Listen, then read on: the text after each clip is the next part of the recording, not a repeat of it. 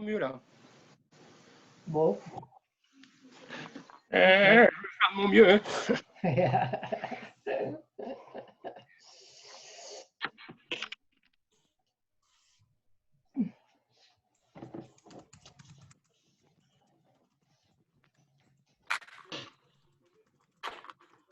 Là, ça va là? Vous m'entendez Ouais, mieux? mieux. Ça va mieux. Je ne sais pas les autres, mais moi, ça va mieux déjà. Bon, bah, je vous propose qu'on démarre. Donc, bienvenue. Donc, voilà, je vais assurer ce soir, on va dire, l'animation entre guillemets de cette nouvelle soirée des mercredis de la fédération. Donc, juste pour vous rappeler, c'est un principe qu'on a mis en place à l'automne lors du premier confinement, avec des rencontres thématiques qui ont été organisées autour de questions liées à l'éducation populaire, à l'économie et à la santé qu'on avait organisées avec des partenaires extérieurs. Et l'idée, c'était de continuer sur ce principe-là, sachant qu'on aurait bien aimé organiser une fête de la rose avec des ateliers, mais le confinement en faisant, c'est pas possible. Donc, on s'est dit qu'on allait redynamiser nos mercredis de la fédération. Voilà. Donc, c'est une première ce soir du deuxième confinement. Voilà. Et peut-être qu'on gardera cette habitude, même s'il n'y a pas des confinements, parce que finalement, c'est assez intéressant. Et pour démarrer, et comme l'a si bien dit Sylvie, on s'est dit on va lui faire l'honneur de lancer cette session-là, sachant que les questions autour de l'Europe sont des questions qui sont d'importance, qu'on a peut-être eu tendance à un peu oublier, occupées par d'autres questions. Et pourtant, en fait, la crise sanitaire, sociale et économique qui nous touche est fondamentalement liée à des questions européennes. Donc, l'idée de ce soir, c'est que Sylvie puisse nous faire un état des questions qui sont en cours au niveau du Parlement européen, afin qu'on puisse savoir un petit peu où on en est, et puis d'avoir un échange avec elle. Alors, je sais qu'elle est très rodée à ce genre d'exercice webinaire maintenant, comme on dit. Voilà, donc elle va maîtriser ça avec dextérité. Voilà. Ce que je vous demande, c'est que chacun coupe bien son micro, comme ça on n'a pas d'interférence. Et Sylvie, on peut parler, on n'a pas la télé en même temps ou d'autres choses. Voilà. Sylvie, je te propose de démarrer. Ça te va? Ouais, très bien, merci. Et merci beaucoup d'avoir donné une réponse favorable à la proposition que j'ai faite une fois en se disant que moi j'avais toujours été très très sensible à ce que l'animation du parti ça permette de discuter et que même dans les moments difficiles on puisse continuer de se parler, continuer d'échanger. Donc j'étais vraiment très très contente de pouvoir commencer ça avec vous tous. Vous me connaissez tous, donc moi je vais parler devant vous et puis essayer de vous dresser un peu ce panorama comme tu m'y incitais, Fabrice, mais quand même l'idée c'est qu'on puisse discuter et que voilà, on le fasse assez librement pendant un temps suffisamment long sur les sujets qui vous intéressent. Moi j'ai été obligée d'en sélectionner quelques-uns parce qu'il y en a trop, et puis comme ça permettra à tous ceux qui veulent aborder d'autres sujets de le faire. Et ne m'en voulez pas, je préviens tout de suite, ne m'en voulez pas si je ne sais pas répondre à un truc, parce qu'il y a quelquefois énormément de sujets, donc moi je ne suis pas omnisciente. Donc voilà. D'abord un petit point d'ambiance, hein, parce que comme vous tous, les parlementaires européens sont dans une situation à la fois de confinement et de difficulté dans leur activité. Depuis plusieurs semaines, on est maintenu à distance de Bruxelles. Je ne parle même pas de Strasbourg, où on n'a pas fichu les pieds depuis mars de cette année, pardon. Voilà, depuis maintenant une dizaine de jours, on a véritablement l'ordre de ne pas ficher les pieds au Parlement européen. Ce qui, de mon point de vue, alors pose un certain nombre de problèmes très concrets de discussion, de mise au point des stratégies, de mise au point des accords entre un tel et un tel, parce que vous savez sans doute que dans un dossier européen, il y a toute la machinerie, puis au bout d'un moment, il faut qu'on arrive à faire une majorité sur un sujet, puisque aucun des groupes n'est majoritaire. Donc, sur chacun des dossiers, il faut arriver à trouver quand même de quoi faire une majorité pour gagner. Et ça, on peut essayer de le faire tel des robots à distance, mais rien ne vaut quand même le contact humain pour arriver à progresser et faire bouger les lignes sur tel ou tel sujet. Or, ça est devenu totalement impossible. Donc, tout ce qu'on appelle les trilogues, c'est-à-dire la fin du parcours législatif, où les trois institutions sont ensemble pour finaliser un texte et se mettre d'accord à partir des positions des uns et des autres, ça a lieu. Dans le meilleur des cas, ça se tient, mais souvent, ça se tient sans interprétation. Et moi, j'ai tendance à penser, peut-être que tout le monde, il y a plein de gens qui sont plus polyglottes que moi, mais j'ai tendance à penser que si on ne parle pas, si on parle du globish anglais, comme tout le monde le fait, on perd beaucoup en contenu, en subtilité, et donc c'est très difficile de mettre au point avec clarté des législations en étant sûr qu'on ne fait pas de bêtises. Alors, c'est évidemment, quand on parle d'économie, on peut faire des bêtises, mais ça a une conséquence matérielle. Quand on s'intéresse à des questions d'asile ou de migration, comme c'est mon cas, si on fait une erreur dans le contenu, si on fait une erreur de mots, si on ne sait pas bien parler un bon anglais ou je ne sais quoi, ça peut avoir des conséquences importantes. Donc, le contexte, pour l'instant, c'est celui-ci.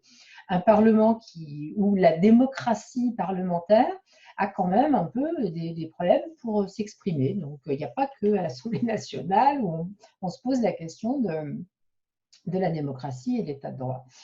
Donc voilà, c'est ça notre réalité quotidienne et comme pour tous les Français ou tous les Européens qui sont dans le distanciel, ça a un impact sur notre activité. Bon, on essaye de s'en sortir quand même, c'est pourquoi il y a un certain nombre de dossiers très importants qui sont en train d'être discutés en ce moment dans les institutions parlementaires, dans les institutions européennes, pardon, et donc par le Parlement européen lui aussi.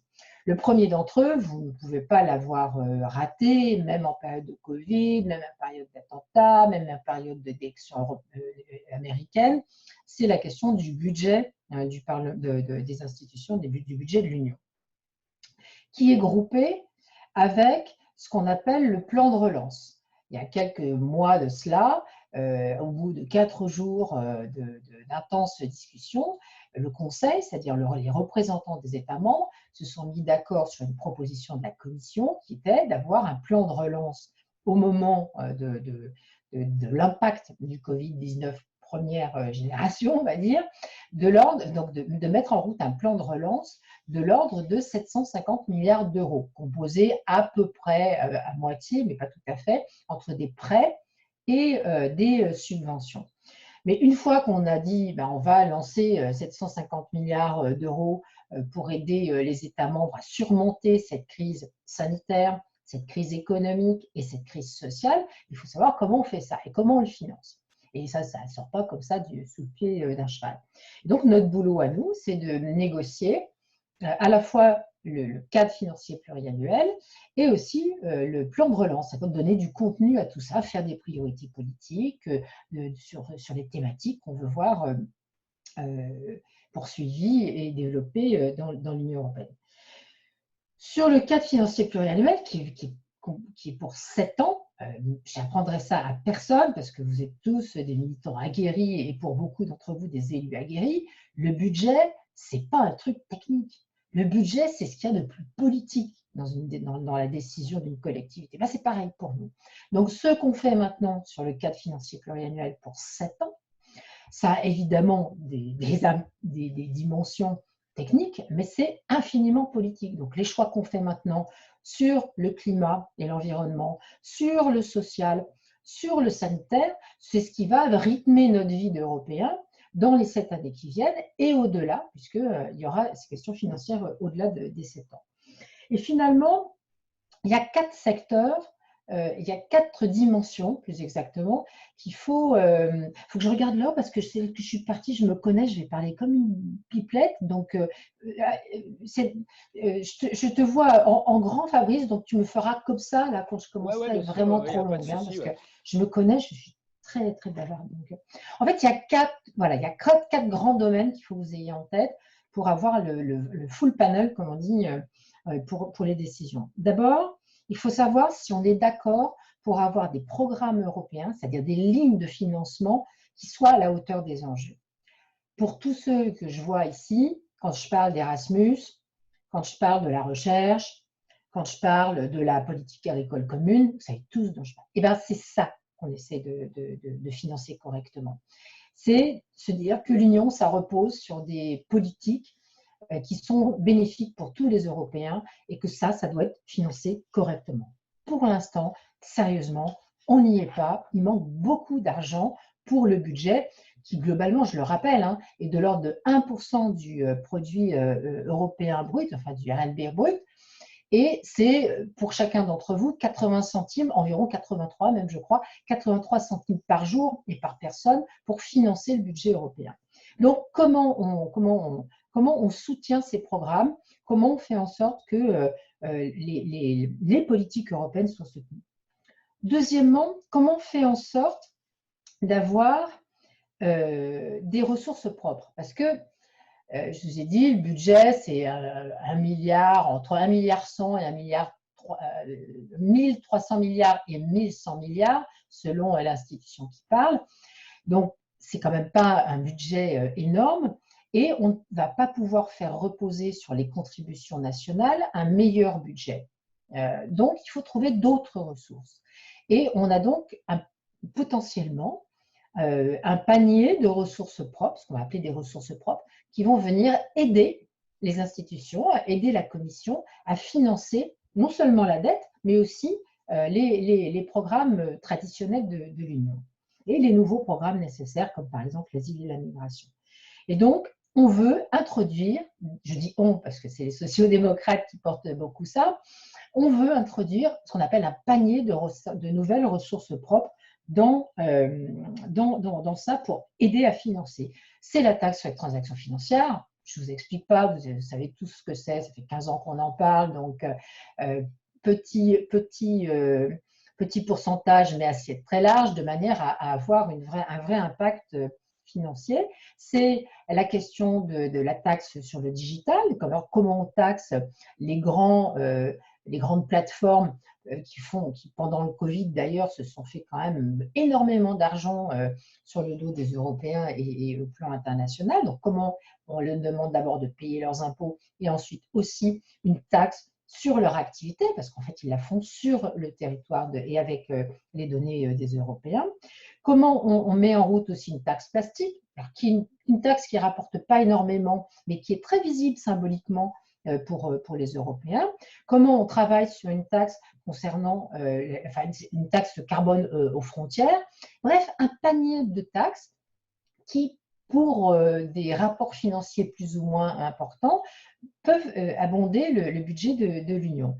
Et là, très franchement, ça se passe moyennement bien aussi dans les discussions avec le Conseil, puisque la taxe sur les transactions financières, son application serait repoussée en 2024 au mieux, 2026 au pire, ce qui n'est quand même pas demain, on a besoin de cet argent maintenant.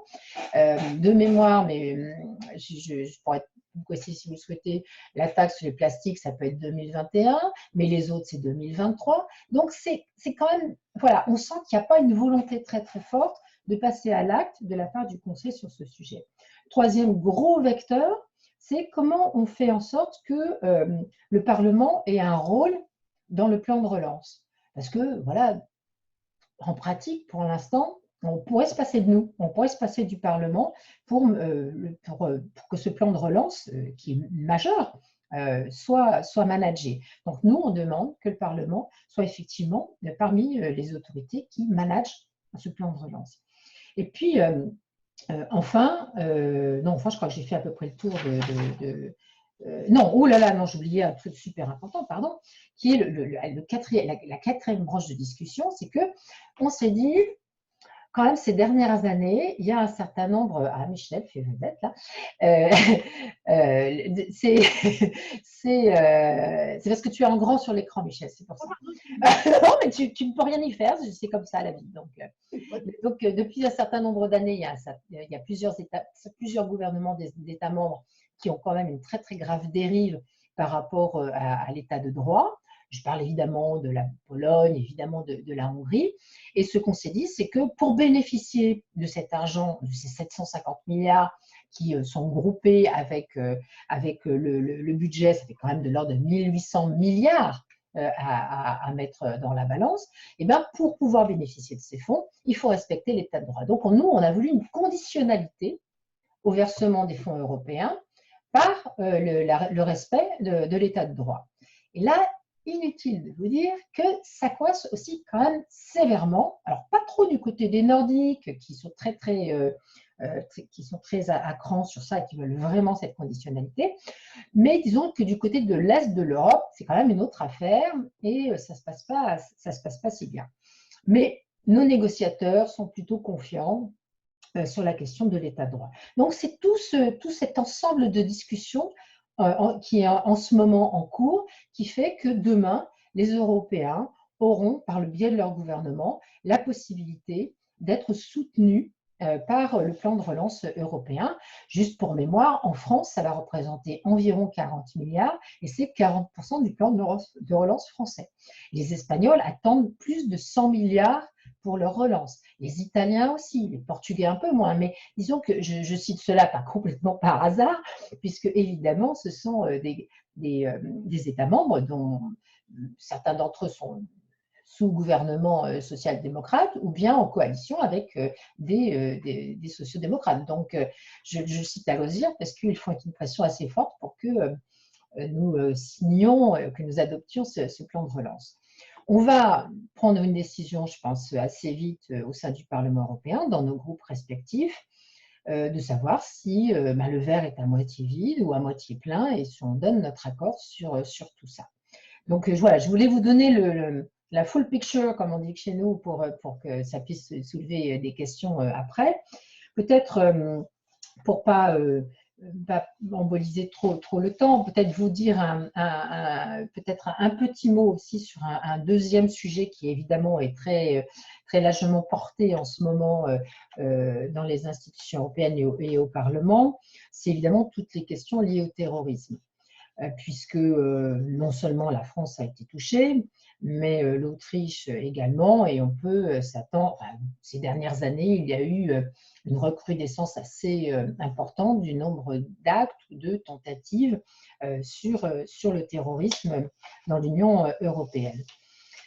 Et moi, pour vous donner mon sentiment profond, je pense que la plupart des outils existent déjà dans l'Union européenne pour lutter contre le terrorisme, en précisant, et ce n'est pas une précision totalement marginale, c'est que les États membres sont très jaloux de leurs prérogatives sur la lutte contre le terrorisme. Et donc, on ne fera jamais dire à un ministre de l'Intérieur qu'il va confier intégralement la lutte contre le terrorisme à l'échelon européen. Il ne l'acceptera jamais. Je le regrette à titre personnel, mais on peut comprendre qu'il y ait disons un intérêt et une captation de ce sujet au plan régalien national.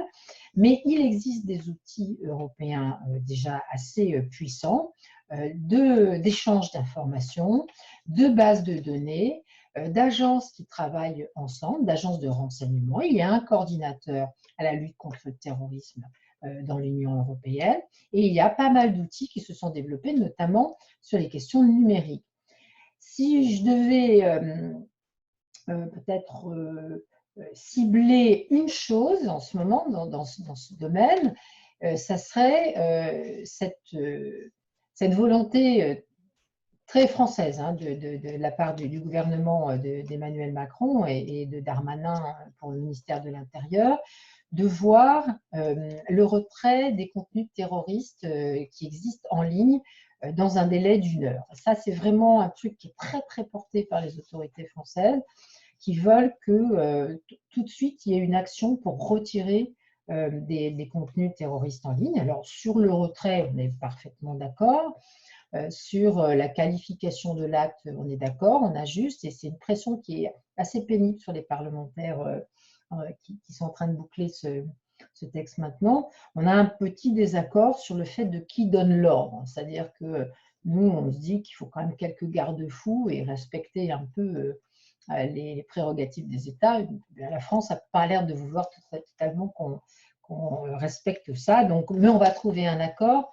Je signale ce gros sujet de la lutte contre le terrorisme parce que autant on pouvait avoir le sentiment, c'est encore un peu perceptible maintenant, que certains États membres se sentaient moins concernés par cette question, autant on a franchi ces dernières années des étapes de mutualisation et de compréhension, plus exactement de compréhension mutuelle de ces phénomènes par les différents États membres. Ça reste un peu différent quand on a été touché, comme ça a été le cas de la France, comme ça a été le cas de l'Italie pendant longtemps, comme ça a été le cas de l'Espagne, comme ça a été le cas récemment de l'Autriche ou d'autres États, ou même l'Allemagne à certains moments, et quand on n'a pas été, comme dans les pays baltes.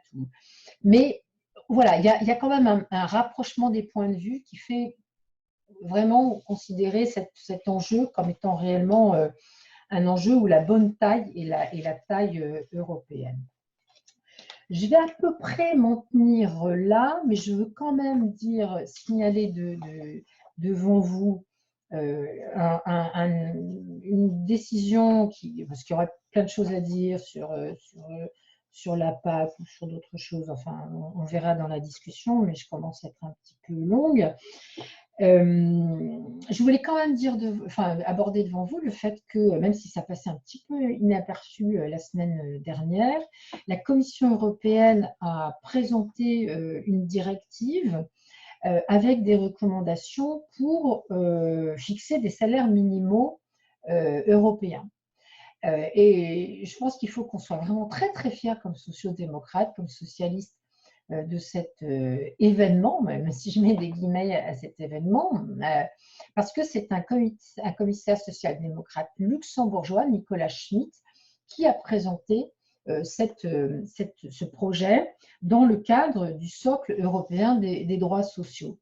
Alors, en gros, il ne dit pas dans ce texte qu'il veut le même salaire minimum pour les Européens. On sait très bien, on est des militants socialistes aguerris, on sait très bien que si on dit tiens, on va claquer des doigts et puis entre la Roumanie et la Suède, on va avoir le même salaire minimum, ce serait quand même extrêmement débile et on aurait à peu près zéro chance d'arriver à quoi que ce soit.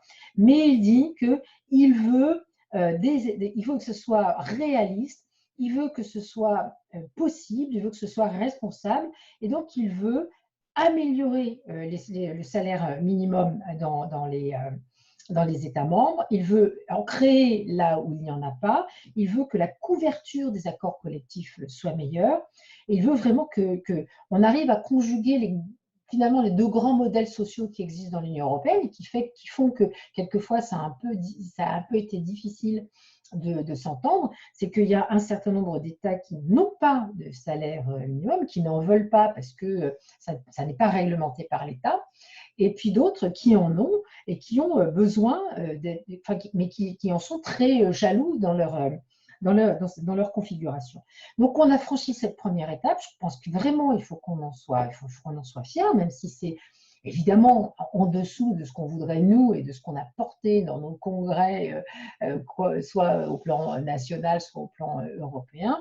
Mais c'est une première étape qui part très concrètement des partenaires sociaux, qui donnent vraiment un rôle aux partenaires sociaux dans cette détermination, qui travaillent comme sur la question des marchés publics et pour faire en sorte qu'il y ait des leviers. Et vraiment, voilà, maintenant il va falloir donner du corps à tout ça, du sens à tout ça. La gauche et les Verts, enfin la gauche était un peu dépitée par cette annonce en pensant que ça allait être tout de suite le grand soir. Ça ne sera pas le grand soir tout de suite s'agissant du salaire minimum, mais c'est une étape très très importante parce qu'elle fixe les choses et elle fixe un objectif. Et donc je voulais le signaler devant vous parce que voilà, c'est passé un peu inaperçu, c'est dommage. Voilà, je m'en tiens à ces trois sujets-là. Et puis le mieux, c'est qu'au bout d'une demi-heure, on discute entre nous, quoi. Voilà. Merci Sylvie pour cette introduction qui nous permet vraiment de nous remettre dans le cadre européen. Je pense comme je disais en introduction, on est tous un petit peu éloignés quelque part de fait de nos préoccupations. Donc, il y a un certain nombre de points que tu as soulevés. Il y en a d'autres que tu as dit qu'on aborderait avec les questions. Donc, moi, j'en ai aussi quelques-unes comme ça qui me viennent. Mais enfin, comme on est 31, ce qui est quand même bien, on est 31 en même Ah, temps, il c'est faut pas simplement qu'on s'organise. mal.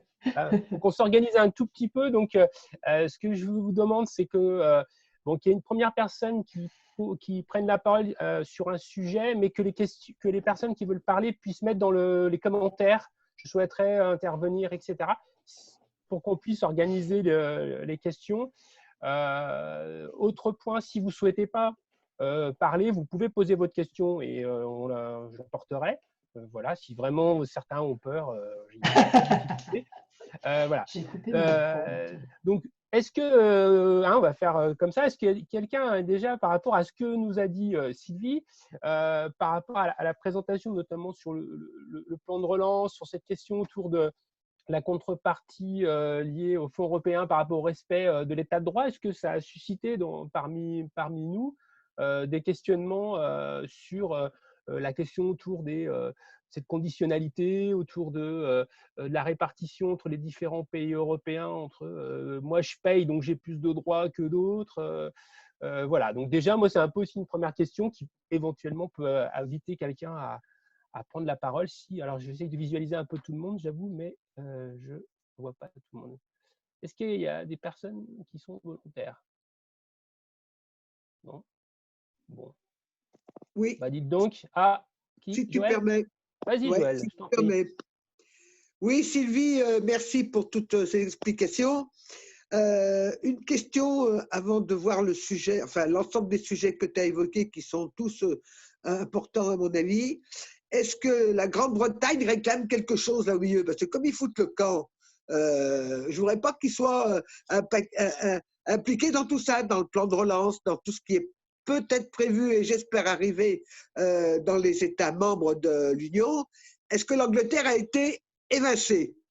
S'il te plaît, merci. Joël, je comprends, je te reconnais bien là.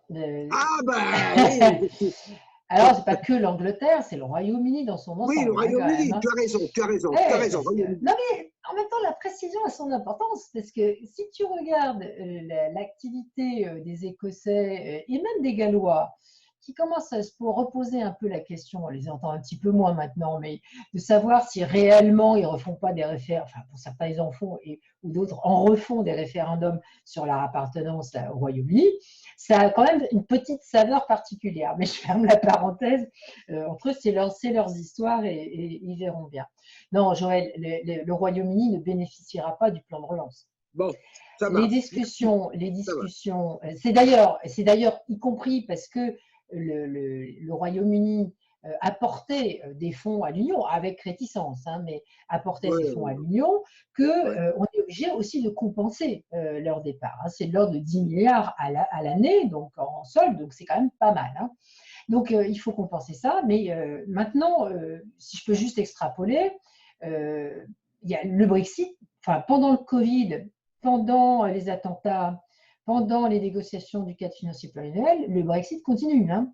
Et donc, les discussions de sortie de l'Union européenne, enfin de fixation des conditions de la sortie plus exactement, continuent d'être négociées âprement, notamment par Michel Barnier, qui est le négociateur pour les institutions européennes. Et donc, c'est une discussion extrêmement serrée qui doit être assez éprouvante, j'imagine, pour ceux qui le font, parce qu'il y a un côté erratique chez les Britanniques dans cette discussion. Et pour l'instant, on n'en voit pas vraiment le bout. Et moi, je ne suis pas voyante extra-lucide, et puis voilà, comme je disais, qu'ils sont erratiques, on ne sait pas bien ce qui peut se passer à la fin, mais quand même, la tendance ces dernières semaines était quand même plutôt à considérer qu'il n'y aurait pas de deal. Hein. Bon, ça va. Donc, on sortirait sans deal. Oui, mais je ne sais pas si, mais tu vois, je sais pas si c'est rassurant. Parce qu'un no deal, ça veut dire que tout le monde fait ce qu'il veut et que c'est un immense foutoir. Un deal, au moins, ça fixe les choses, notamment sur quelque chose qui est l'accès au marché unique, si tu veux. Parce qu'il ne faudrait pas que dans cette affaire, si tout le monde fait ce qu'il veut, si les Britanniques sont appelés à faire ce qu'ils veulent, ils aient finalement le beurre, l'argent du beurre, tout en sautant la crénière, si tu me passes l'expression. Et voilà, si on laisse faire et s'il n'y a pas un deal fixe, l'Union s'en sortira parce qu'on a été unis dans cette affaire. Mais on va avoir à côté et à nos frontières, enfin singulièrement d'ailleurs aux frontières de la France, parce qu'on est quand même les plus proches dans tout ça, on va avoir un pays qui est complètement dans un espèce de libre-échange total, sans règles avec nous, et concurrentiel, et sans règles. Donc, voilà, moi je ne sais pas si un no deal est franchement la meilleure des options finales. Et je préférais qu'il y ait un accord négocié aux meilleurs intérêts de l'Union face aux Britanniques. Mais bon, voilà, moi je le redis une troisième fois, je ne suis pas voyante extra-lucide et donc malheureusement je ne sais pas dire la fin de l'affaire. Mais je connais les conditions des Européens et ça par contre, il faut continuer de les tenir très fort. D'accord, d'accord. Tu me rassures. On a deux questions. Je propose qu'on les prenne l'une après l'autre. Il y a une première question de Marc et après Joël Séchaud. Alors attends, j'essaie de trouver Marc sur le… Marc Cachard et Joël Séchaud. Je suis à côté, je suis à gauche. Enfin, moi, je me vois à gauche de Fabrice. Je me vois à gauche de Fabrice. C'est juste géographique. Hein, c'est juste géographique. Eh ben non, pas du tout. C'est moi qui suis à gauche de Fabrice. Moi. Ah bah merde. Bon, c'est pas grave, mais je te vois en grand là, c'est bon. Donc c'est pas grave. T'as vu mon joli polo rose, je l'ai mis pour l'occasion. Non, salut à tous. Tu as quasiment répondu à ma question puisque justement, je voulais que tu nous fasses un état des négociations sur le Brexit. Donc, bon, comme tu le dis, j'ai bien compris qu'on s'oriente vers un no deal. Après, est-ce que la date limite, une fois de plus, sera repoussée ou on va enfin arriver avant Noël 2025 à se quitter peu ou prou bons amis avec nos voisins grands-bretons? Et deuxième question, tu as annoncé, si j'ai bien compris, 750 milliards au niveau du plan de relance. J'ai bien noté, c'est mon côté franchouillard, que la France aurait 40 000 et Italiens et Espagnols 100 000. Donc, on peut penser que leur situation économique et sociale est plus détériorée que la nôtre. Quid de la répartition entre, tu parlais tout à l'heure de nord et d'est, bon, on ne parle plus de nord et sud, mais de nord et d'est.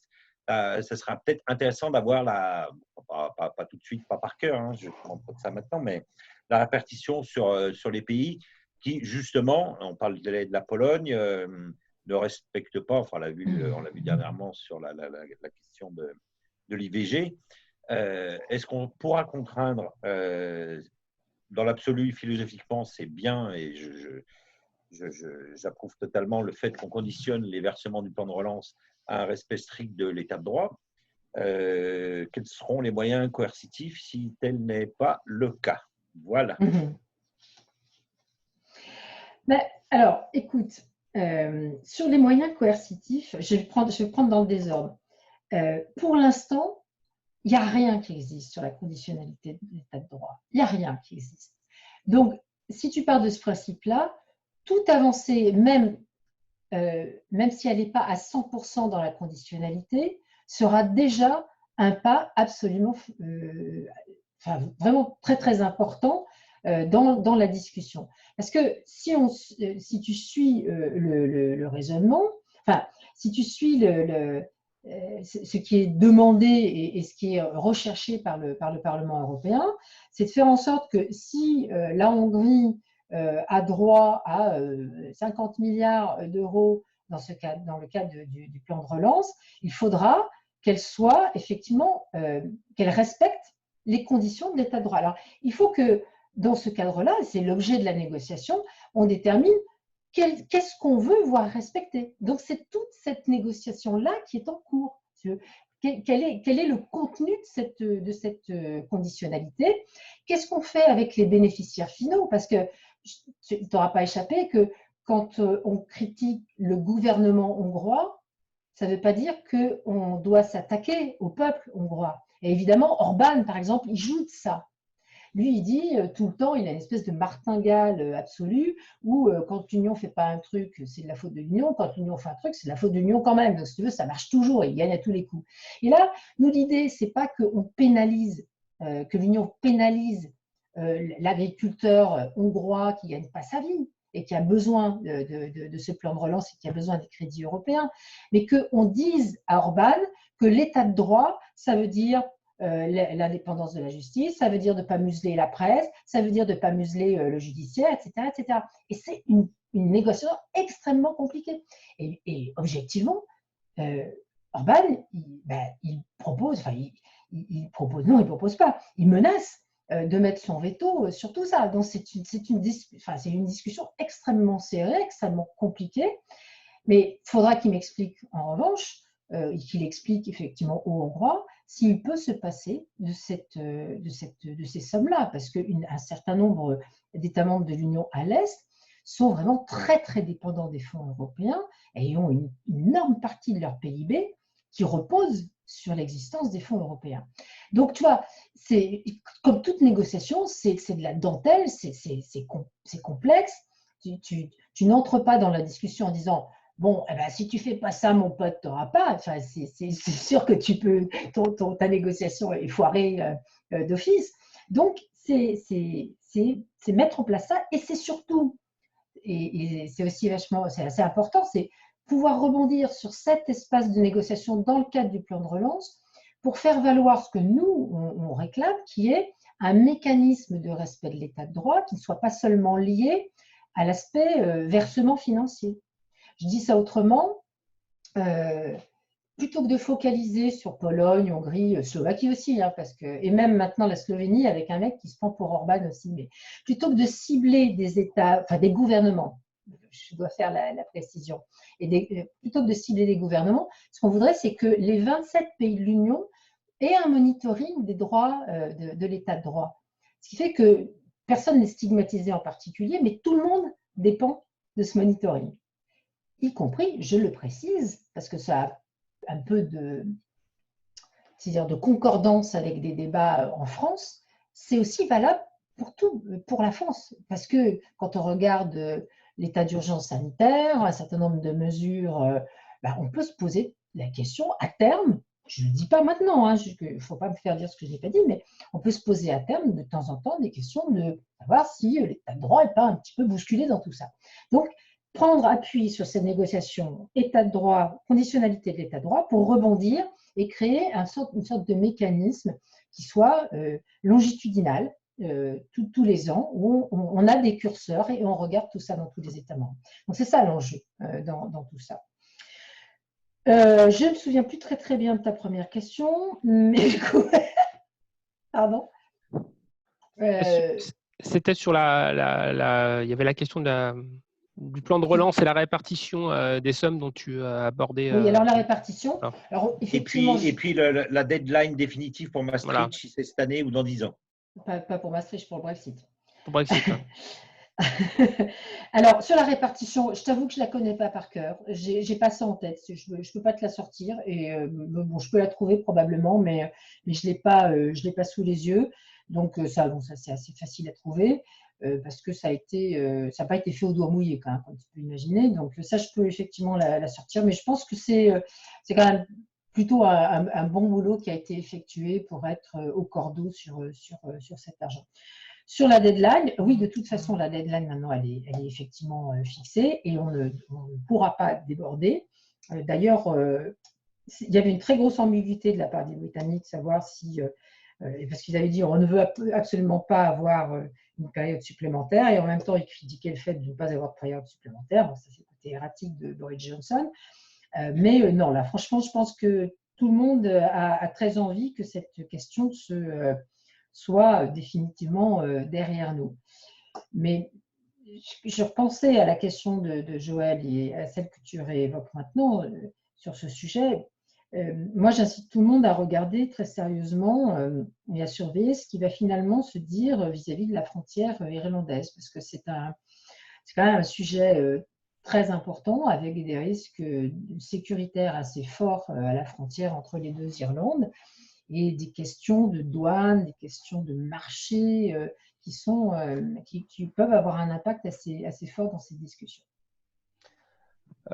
Sylvie, avant de donner la parole aux autres questions, il y avait, pendant que tu as présenté là, sur la la conditionnalité des fonds liés au droit. Il y a Francis Serrano qui nous a posé une question qui est la suivante sur cette question des États ne respectant pas l'État de droit. L'Italie semble proposer à l'Union européenne la mise en place d'un Patriot Act à l'européenne. Quelle position sur l'attribution des fonds à l'Italie dans cette perspective? Comme ça, Oui, ça permet de boucler la question. Je suis pas certaine. C'est pas, alors, soyons précis, c'est pas l'Italie, c'est Di Maio qui propose ça. Donc, c'est pas toute l'Italie, déjà d'une part, et c'est pas tout le gouvernement italien, d'autre part.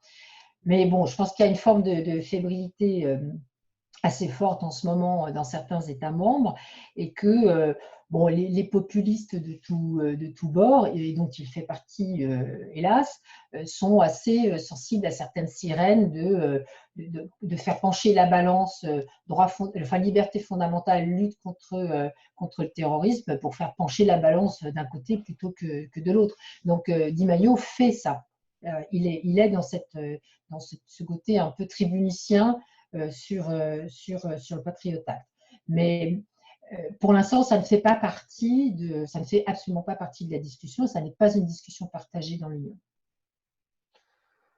Merci. Donc maintenant, la parole à Joël Séchaud. Après, il y aura Claudine Caraco et Malika Bono. Oui, bonsoir.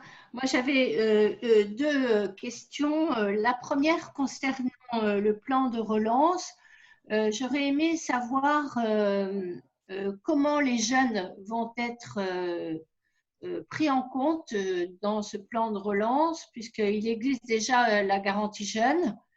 Est-ce qu'elle est amplifiée? Qu'est-ce qui a été prévu pour tous ces jeunes qui vont arriver sur le marché du travail et qui ne vont pas pouvoir trouver d'emploi? Donc, là maintenant et puis dans les mois à venir. Et puis d'autre part, si quelque chose est mis en place pour les jeunes, pourquoi le budget Erasmus a-t-il été revu à la baisse alors qu'il devait au minimum doubler, voire tripler, et qu'on voit qu'en fait, le plan de relance a privé du coup le budget Erasmus de quelques milliards. Or, on sait très bien que la mobilité des jeunes est un facteur d'employabilité et que donc là, on envoie un mauvais signe en direction des jeunes. Ça, c'était un premier point que je voulais aborder. Et le deuxième point, c'était la position en fait de la Commission européenne officielle par rapport à la Turquie, notamment non pas dans le soutien, mais contre le soutien de la Turquie envers tous les pays qui soutiennent le terrorisme, et puis aussi position de l'Union européenne par rapport à la Turquie aussi dans le conflit, la guerre qui éclate dans le Haut-Karabakh. Voilà. Alors, sur la jeunesse, là aussi je reconnais bien l'autre Joël sur les questions de jeunesse. L'avantage d'avoir le plan de relance et le cadre et le budget pluriannuel le plus haut possible, et ce pourquoi on se bat effectivement, c'est justement de pouvoir avoir les programmes les mieux financés possibles. C'est ça notre enjeu. C'est pour ça que la discussion est compliquée. Et parmi les enjeux et ces programmes importants, Erasmus et les questions généralement les questions de jeunesse sont évidemment au cœur de ce que défendent les sociodémocrates dans cette négociation. Alors, sur Erasmus+, ça dépend, enfin, ils essayent de nous embrouiller sur l'augmentation ou pas l'augmentation, parce que ça dépend en fait d'où on se place, de la proposition initiale de la Commission, de la proposition du Parlement européen, de la proposition du Conseil, et en fait ils mettent tout ça dans une grosse lessiveuse en nous disant finalement si on arrive au milieu, ça sera quand même une augmentation. Pas du tout. Et nous, on maintient, effectivement, on a longtemps maintenu cette idée qu'il fallait tripler les montants s'agissant d'Erasmus+, parce que comme tu l'as fort justement dit, la mobilité, la formation, l'ouverture aux autres, la capacité à se former et à développer sa personnalité, ses capacités, ses compétences dans l'Union européenne est pour nous une condition fondamentale de l'avenir de la jeunesse. Donc on a défendu jusqu'au bout cette question du triplement. Maintenant, Erasmus+, sera bénéfique. Il n'y a pas de baisse formelle des crédits d'Erasmus+, mais il n'y a pas l'augmentation que nous demandions. L'autre vecteur sur lequel on va essayer d'agir, parce qu'il va falloir faire des choix il va falloir faire des priorités. On ne pourra pas tout financer avec l'argent qu'il va y avoir en plus. Ça sera de faire porter nos efforts sur la garantie enfance aussi, pour essayer de faire une prolongation de la garantie jeunesse, mais s'agissant de la lutte contre la pauvreté des enfants, et de travailler aussi, j'extrapole à partir de ta question, mais c'est un autre sujet très important, sur la question sur l'Europe de la santé. Donc, chez les sociodémocrates, vraiment, il y a quelques programmes prioritaires dont font partie effectivement les politiques en direction de la jeunesse comme Erasmus+, mais également les politiques sur la santé et les politiques de l'enfance. Donc, c'est vraiment un gros secteur sur lequel on continue de faire valoir nos priorités. Sur la question de la Turquie, tu m'interroges sur la position de la Commission. Il faudrait là aussi, je vais te donner une réponse sur la position de la Commission, mais je vais te donner aussi la position du Parlement, parce que moi aussi je parle de cette fenêtre-là, comme on dit. La position de la Commission, c'est essentiellement la position du haut représentant pour la politique extérieure de l'Union, Josep Borrell, le vice-président, que moi j'ai trouvé, pour te dire franchement la réalité, quand je lui ai parlé en plénière sur le début de la guerre entre l'Azerbaïdjan et l'Artsakh, que j'ai trouvé assez frileux, pour te dire franchement les choses comme je les pense, et aussi assez frileux vis-à-vis de la Turquie en général.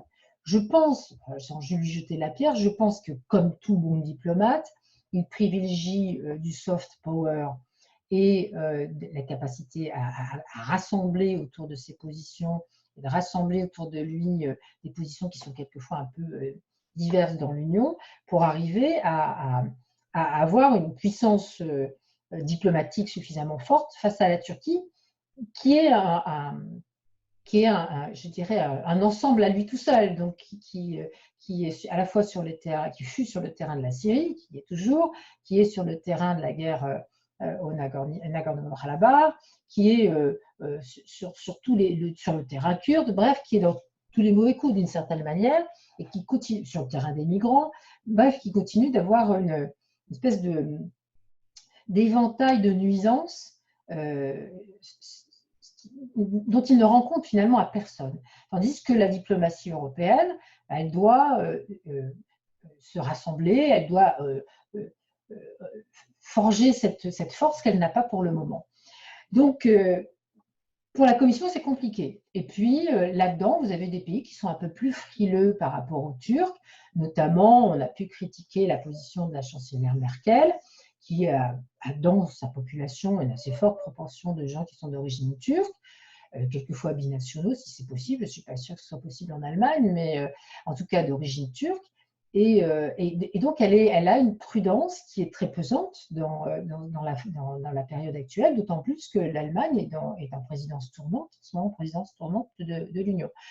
Donc, on a bien senti qu'il y avait une forme de frilosité sur tout ça. Mais en même temps, la Turquie agace beaucoup les Européens, pour ce que je te disais tout à l'heure, c'est-à-dire ce chantage permanent aux migrants, ce chantage permanent sur Chypre et les ressources gazières de Chypre, ce chantage permanent et le financement de mercenaires syriens pour aller attaquer la République d'Artsakh. Donc c'est de la provocation permanente. Et donc je trouve, moi, les Européens très énervés contre la Turquie maintenant, et avec plutôt le sentiment et l'envie d'en découdre à l'avenir. parce que la provocation a ses limites, quoi.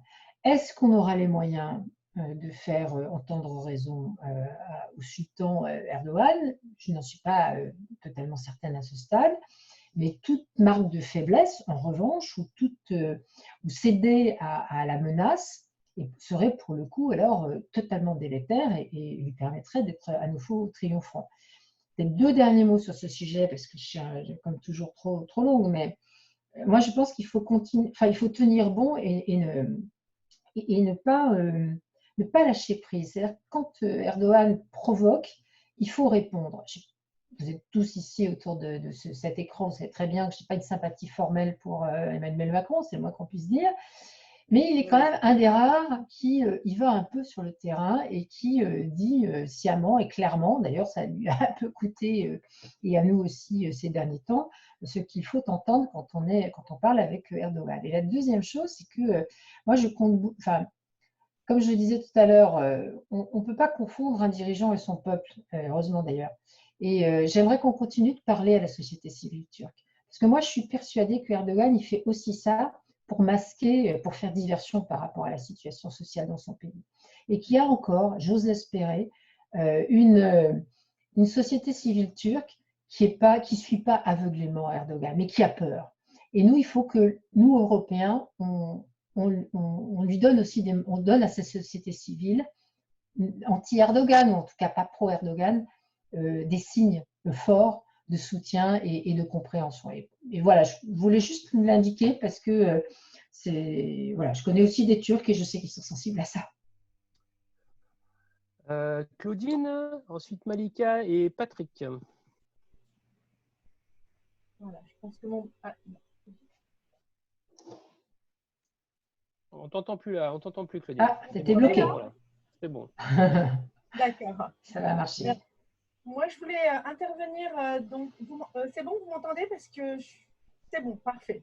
Alors, dans ma délégation, donc en tant qu'adjointe à la solidarité, depuis quelque temps, je suis beaucoup sollicitée par les associations caritatives, entre autres le Secours populaire ou les Restos du Cœur, parce qu'ils ont donc eu connaissance que le Fonds européen d'aide aux plus démunis, donc le FEAD, il y avait à peu près 3,8 milliards d'euros pour la période 2014-2020. Et là, donc, ça va chuter entre 2 et 3 milliards pour les 7 ans à venir. Donc, voilà, quelle est la position? Comment on va pouvoir continuer d'aider ces associations, surtout en cette période où, je prends un exemple vraiment très concret, hein, à Feyzin, le Secours populaire nous a à nouveau sollicité à la fin du premier confinement parce que leur placard était vide. Et il y a de plus en plus de demandes pour ces aides alimentaires. Donc voilà, quelle est la position de l'Europe par rapport à ça? Et est-ce que tu peux m'annoncer des bonnes nouvelles pour que je les rassure? Merci Sylvie. Oui, tu peux les rassurer. Je réponds directement à ta façon de poser la question. Tu sais, hein, tout le monde sait, c'est un sujet sur lequel on est vraiment très, très acharné et les associations françaises et européennes savent qu'elles peuvent compter sur nous pour être totalement des pitbulls sur le sujet. Donc oui, on a tenu bon. Oui, ça a été compliqué parce que il y a toujours des espèces d'économies de bout de chandelle qui sont quelquefois suggérées par tel ou tel, mais non, non seulement les fonds sociaux, mais les fonds d'aide alimentaire ne vont pas baisser, mais vont augmenter. Je faisais confirmer ça et vous pourrez d'ailleurs l'interroger directement ou la faire intervenir un jour si ça vous intéresse, mais ma collègue Nora Mebarek, qui est dans la commission régie, a aussi un regard sur tout ce qui est fonds régionaux et elle a fait paraître un tweet il y a très peu de temps indiquant que le fonds social et les fonds d'aide aux plus démunis étaient non seulement stabilisés mais augmentés. Donc là-dessus, vraiment, il faut se rassurer. Mais voilà, tu as raison d'être vigilante et les associations ont parfaitement sont parfaitement légitimes à être très très vigilantes sur ce sujet parce qu'on sent que ça peut être fragile. Donc, ils sont bien organisés maintenant, pas super organisés sur leurs sollicitations, c'est-à-dire qu'ils te demandent 50 fois si tu peux les soutenir et tu leur dis oui. Oui, mais tu reçois 50 mails à la fin en disant, et je leur dis oui, je te soutiens.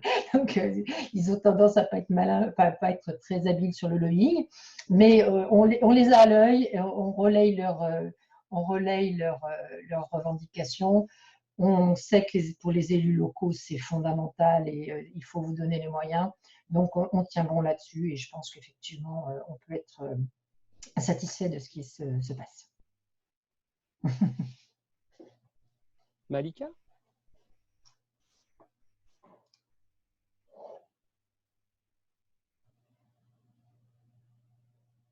Éteins ta cigarette.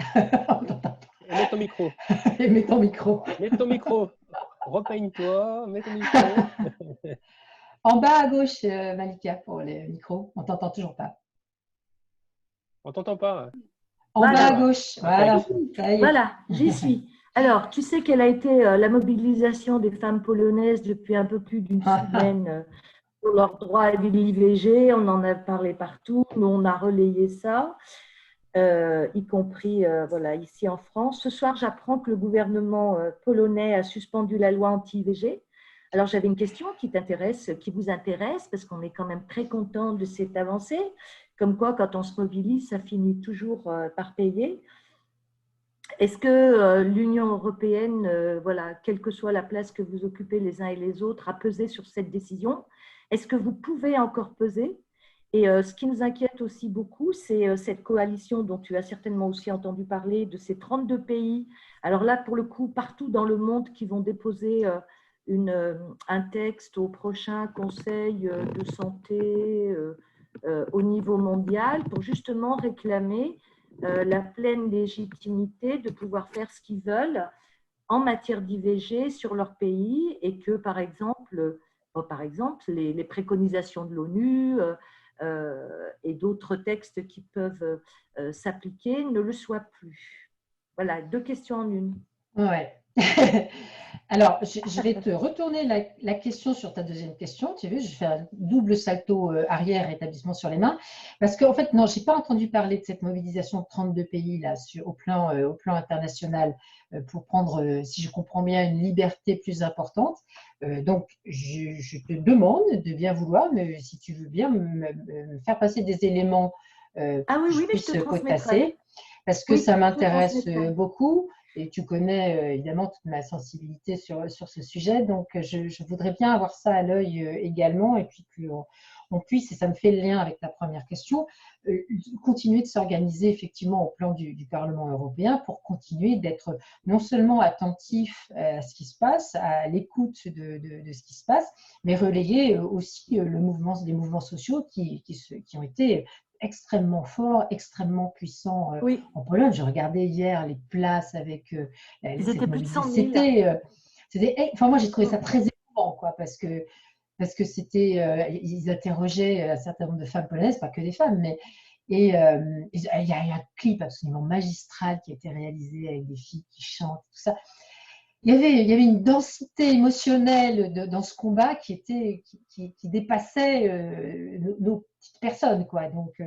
Et donc, on a été très mobilisés sur l'écoute des personnes. On a fait des duplex avec des élus, des duplex avec des associations polonaises.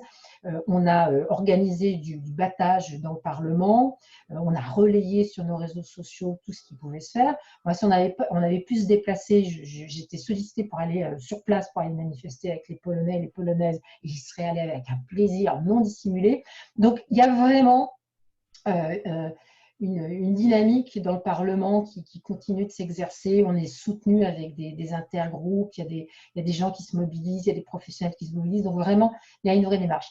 Mais il y a quand même un mais dans tout ça, c'est qu'il y a quand même effectivement des tendances un peu réac, comme partout, hein, mais on a toujours dans le Parlement des tendances un peu réactionnaires, avec des tentatives un peu larvées, ou plus ou moins larvées d'ailleurs, de revenir sur un certain nombre de droits, de donner, d'ouvrir la parole ou créer des espaces de parole pour des mouvements ou des assos, des ONG très réactionnaires ou anti-avortement, pro-choix ou tout ce que tu veux.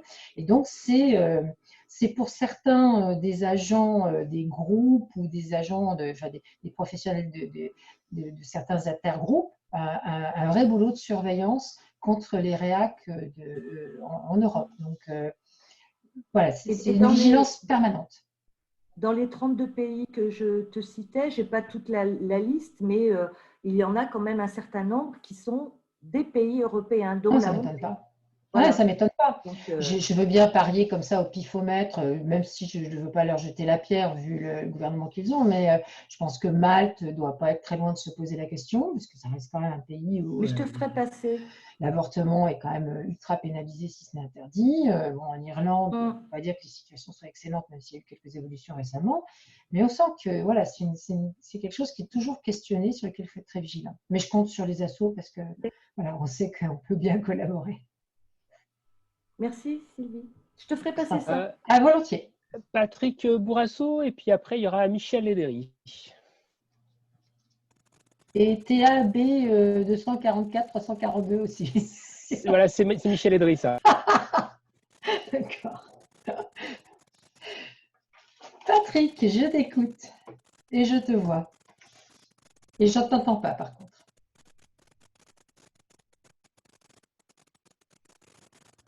Remarque qu'il dit rien, donc c'est normal que je ne t'entende pas. Mais... Patrick, on ne t'entend pas là. On ne t'entend pas. Éventuellement, est-ce que si tu enlèves la vidéo, tu vas peut-être gagner de la bande passante? On t'entendra, non? Ah, c'est pas très gentil, Fabrice. Ah non, mais c'est pas très gentil ce que tu viens de dire. Dis-le qu'il est à la campagne. Vas-y, dis-le. Non, mais... non, on t'entend pas, non. On t'entend pas. Bah, le temps que ça se rétablit, je propose que Michel intervienne. TAB 243-342. Alors, vous m'entendez? C'est bon, Sylvie, tu m'entends? Oui, je t'entends. Voilà. Alors, Sylvie, je voudrais revenir sur la question du terrorisme, même si elle est bien délicate. Alors, tu as évoqué à juste titre que l'Europe avait quelques outils, mais sur les derniers événements que nous avons vécus en Europe, je trouve, mais c'est peut-être que tout le monde, tu partageras mon avis, mais je trouve que quand même l'Europe n'est pas très audible sur ce qui se passe. Est-ce que c'est une volonté parce que chaque pays doit exprimer sa difficulté, bref, enfin gérer la crise? Est-ce que c'est donc volontaire, stratégique, ou est-ce qu'il y aurait un malaise, entre guillemets, à ce que l'Europe se positionne clairement sur tout ce qui nous arrive? On voit l'Autriche, la France vient d'être touchée particulièrement. Un peu ce sentiment, mais peut-être que je suis seule à le partager et que ce n'est pas tout à fait comme ça que vous le vivez. Un peu ce sentiment que l'Europe n'est pas présente sur. C'est une. De toute façon, pardon, excuse-moi. Vas-y. Non, non, je t'en prie. Voilà, j'ai terminé. Si tu as ce sentiment, personne ne peut dire que ça n'existe pas par nature. Si tu l'as, c'est qu'il y a quelque chose. Enfin, si tu ressens quelque chose, c'est que on s'est mal expliqué, qu'il y a quelque chose qui n'est pas net. Donc bon. En même temps. Comme je le dis souvent, pardon, c'est un peu obsessionnel chez moi, mais l'Europe n'a pas fait ça. C'est très général. Et il faut être un peu plus précis que ça. L'Europe, c'est des institutions, c'est des élus, c'est tout un tas d'acteurs qui sont appelés à la faire vivre et potentiellement à s'exprimer. Moi, sincèrement, je ne perçois aucun malaise à dénoncer le terrorisme et de moins en moins à dénoncer le terrorisme islamiste, si ta question était aussi celle-ci, pour le percevoir. Mais tu as raison que ça a pu flotter un certain temps, mais pour les motifs que j'exprimais tout à l'heure, peut-être qui n'était pas arrivé, mais qui est que dans les États membres, il y a des traditions et il y a des situations extrêmement différentes. Et quand on est un pays balte, la principale menace et le principal sujet de préoccupation n'est pas du terrorisme islamiste, ni du terrorisme tout court, mais de se protéger contre le grand voisin russe. Tu vois ? Et donc, il y a perception plus lointaine de ce type d'enjeu. Mais l'avantage d'être justement une Union européenne, c'est que l'idée, c'est de faire partager ces préoccupations par les autres. Et donc, je crois qu'il y a par capillarité, maintenant, quand moi je parle à ma collègue estonienne de ce qui s'est passé en France ou de ce qui s'est passé en Autriche, c'est bon, ça lui apparaît pas comme un truc débile ou lointain ou strictement franco-français, quoi, tu vois, ou autrichien. Mais, et donc, je crois qu'on a progressé de ce point de vue-là. Mais il faut qu'il y ait, c'est le deuxième axe de ma réponse, c'est que le Parlement peut s'exprimer, les élus peuvent s'exprimer. Pour que la Commission puisse s'exprimer, il faut qu'elle puisse le faire d'une certaine manière au nom de tous les États membres. Et ça, ni le Conseil ne sait réellement le faire encore parce que la question de la lutte contre le terrorisme est restée un truc très régalien, très, très national. Donc il faut franchir cette étape qui partage la lutte contre le terrorisme et singulièrement le terrorisme islamiste par tous les pays de l'Union. Donc on partage cette formule et ces luttes communes et qu'on sache le faire exprimer aussi par le Conseil et par la Commission. Il y a encore des étapes à franchir, mais il y a franchement plus de malaise du tout, plus de prévention du tout par rapport à ça. Je ne vois pas comment. Il n'y a pas cette inquiétude de dire finalement nous serions en train de revivre quand même une certaine époque historique du début du siècle, quand l'Europe a quand même été bien attaquée dans les années 39-45 pour ne pas les citer, et on voit bien qu'il y aurait comme une reproduction un peu différente de cette Europe qui est un peu attaquée en son sein, quoi, au sens du territoire européen, et qu'on ne peut pas s'empêcher de faire l'amalgame, enfin, en se disant, mais est-ce qu'on va revivre les mêmes choses avec d'autres populations ciblées ou autres, mais on sent bien qu'il y a quelque chose de l'ordre de cette Europe attaquée au sens comme on l'a vu être attaquée au début du siècle. Oui, je suis d'accord avec toi. Et peut-être que ça soulève peut-être aussi quelque chose de l'ordre du tabou, du non-dit, qui est que, pour certains, un tabou et un non-dit, puis pour d'autres, pas du tout. Et c'est là où il faut arriver à faire concorder les argumentations. C'est que je pense qu'il y a peut-être eu une crainte chez certains de considérer que si on nommait le terrorisme islamiste, d'un seul coup, on allait se faire happer par les thèses d'extrême droite et que l'extrême droite, l'idée au Parlement européen, le RN chez nous, allait happer ce truc, tu vois, et allait essayer d'imposer un certain nombre de règles disproportionnées par rapport à certains enjeux. Mais ça, je le redis, moi, je vois depuis plus de 10 ans maintenant évoluer les choses avec un microcosme qui est la Commission des libertés civiles, qui est quand même le creuset de la discussion sur ce sujet. Et je le sens bien, les questions qu'on se posait ou les préventions qui pouvaient y avoir chez certains il y a quelques années ne sont plus du tout de même nature. Et ça a beaucoup, beaucoup évolué. Donc, je pense que ça n'est plus, il n'y a pas de malaise vis-à-vis de ça. D'accord. Alors, Patrick est revenu, alors il nous a posé sa question, mais vu qu'il est là, Patrick, vas-y. Eh ben non, on t'entend toujours pas. Il n'y a pas de chance. On te voit, mais on ne t'entend pas. Alors, en fait, il va parler, on va lire la question. Donc, c'est la question qui porte sur la place de la transition écologique dans le plan de relance et plus globalement les tendances au sein de l'Union européenne sur ce sujet. Consensus ou des pays divergents? Ouais, alors sur les grandes… J'hésite un peu parce que je me dis à chaque fois je ne veux pas faire trop de technique, donc je ne vais pas en faire. Donc, mais sur les grands vecteurs qui vont permettre de mettre en route le plan de relance, il y a une sorte de répartition qui est en train de se discuter. Et la question de la transition écologique, peut-être qu'Aurélien pourrait m'aider dans ces cas-là, parce que je ne l'ai plus en tête. La question sur le climat et sur mince, je vais la trouver quelque part, et de l'ordre de 30% des fonds qui sont consacrés à la transition écologique. Donc là-dessus, ça fonctionne plutôt bien et la manière que l'Union, les élus, la Commission a eu de se saisir des questions de lutte contre le changement climatique, la modification climatique, se traduit dans l'engagement du plan de relance.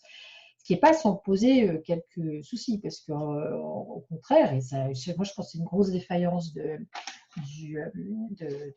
sociodémocrates, c'est qu'on n'arrive pas à faire passer un pourcentage fixe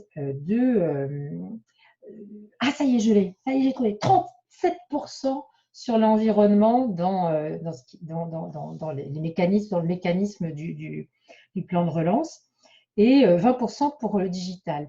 Mais par exemple, sur la question sociale, je reviens à ce que j'avais commencé, y a pas on ne sent pas de pourcentage fixe. Donc voilà, je le signale au détour de la question et de ma réponse à Patrick. Mais effectivement, cette transition écologique, elle est intégrée dans le plan de relance, elle est forte, elle est très, très soutenue. Alors, est-ce qu'il y a, je continue de lire la question de Patrick, est-ce qu'il y a consensus ou il y a des pays divergents? Bien sûr qu'il y a des pays divergents. Et par exemple, quand tu demandes à l'industrie roumaine ou polonaise de changer complètement de paradigme et de passer du recours au charbon vers d'autres énergies propres, ben oui, ils ont une réticence parce que ça ne se fait pas là aussi en claquant des doigts, et il faut les accompagner, d'où l'idée d'avoir le fonds de transition juste qui permet justement d'aider ces pays à passer d'une économie et d'une industrie très carbonée à quelque chose qui l'est moins. Mais c'est devenu, rassure-toi Patrick, c'est devenu vraiment une ligne de conduite très, très importante dans nos politiques.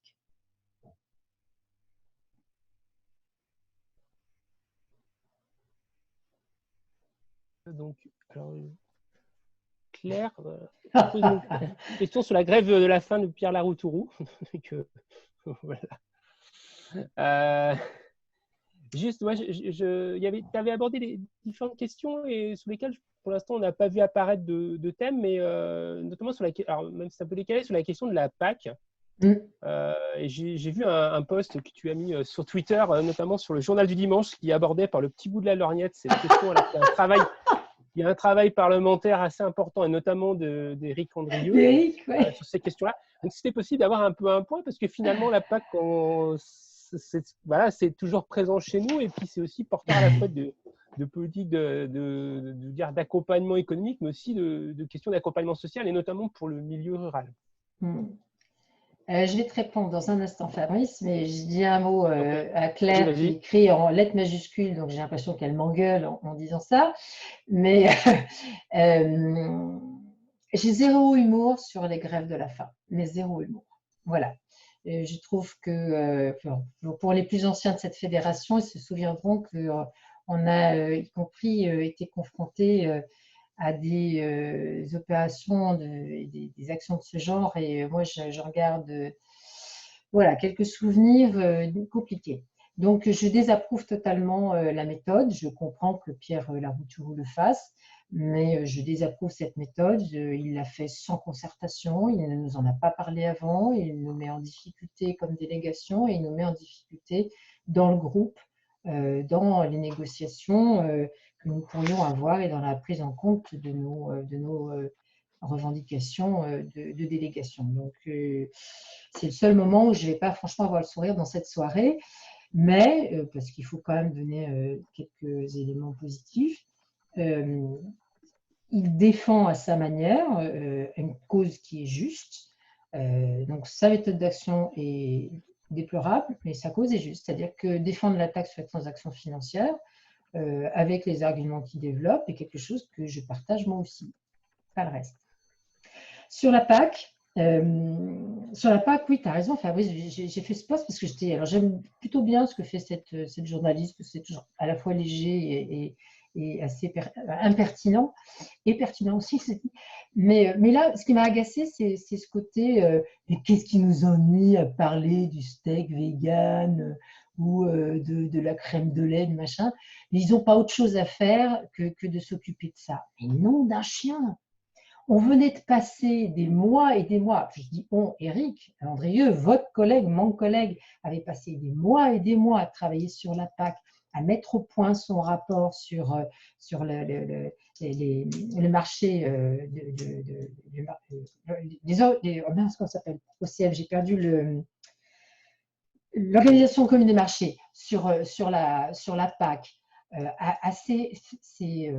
s'est pris sur son rapport plus de 2000 amendements à traiter pour faire en sorte que la PAC soit conforme à l'état d'esprit qui l'anime, c'est-à-dire une PAC plus verte, une PAC plus proche des gens, plus sociale, mieux répartie, qui prend mieux en compte les enjeux climatiques, et bam, on se prend une nana, une journaliste qui nous dit qu'est-ce qui nous emmerde avec leur steak vegan. Enfin bon, voilà, c'est quand même pas à la hauteur. Mais je ferme la parenthèse, parce qu'en plus, j'aime bien le steak vegan. Bon.